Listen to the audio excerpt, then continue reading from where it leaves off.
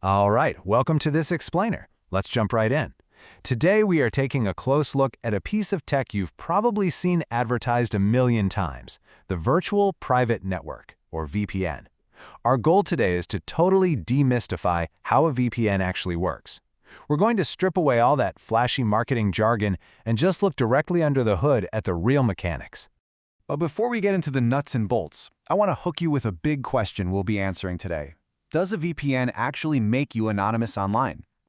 You know, there's this massive misconception out there that switching on a VPN instantly turns you into some sort of digital ghost. Well, as we go through this explainer, you're going to see exactly why that isn't entirely true. And to understand why, we really have to start at the very beginning of your digital footprint. Okay, part 1, the normal internet journey. Right, so before we can appreciate what a VPN actually does for us, we need to understand the baseline. Like, what happens when a piece of data leaves your device without any protection? When you type a website name into your browser, your device essentially sends out a message saying, hey, this is my IP address and I want to visit this site. You can think of an IP address as your literal home address, but on the internet.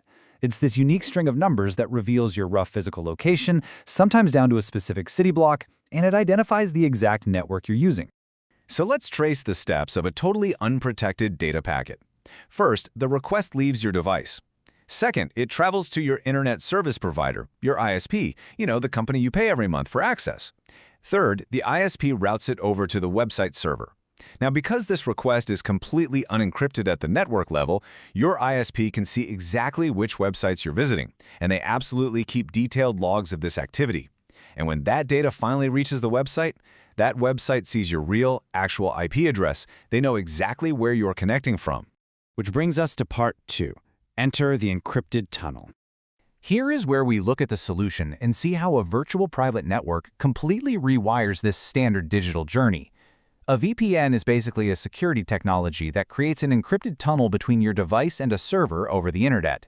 Now, the absolutely crucial part of this process is that the VPN software encrypts your data before it even leaves your device.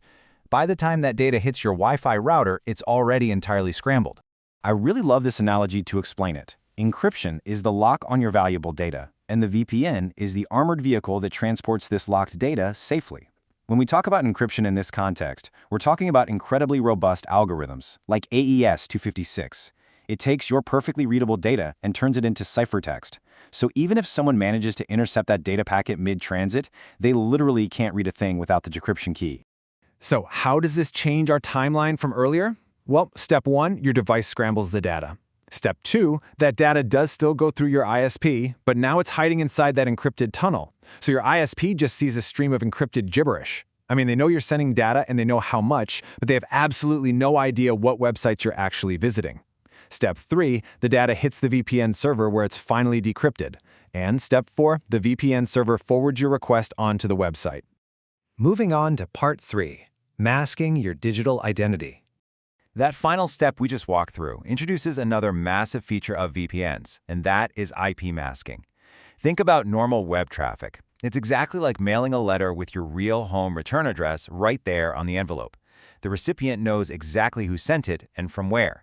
VPN traffic, though, that's like giving your letter to a highly trusted middleman. That middleman puts your letter into a brand new envelope, writes their return address on it, and sends it off. The destination website only ever interacts with the middleman. And the technical reality of that middleman analogy is simply this. Websites see the VPN server's public IP address instead of your real home IP address. Because these VPN providers have thousands of servers located all over the globe, you could connect to a server in Germany while you're physically sitting in England. The website you visit looks at the IP address, sees that it belongs to a German server, and just treats you as if you are browsing right out of Germany.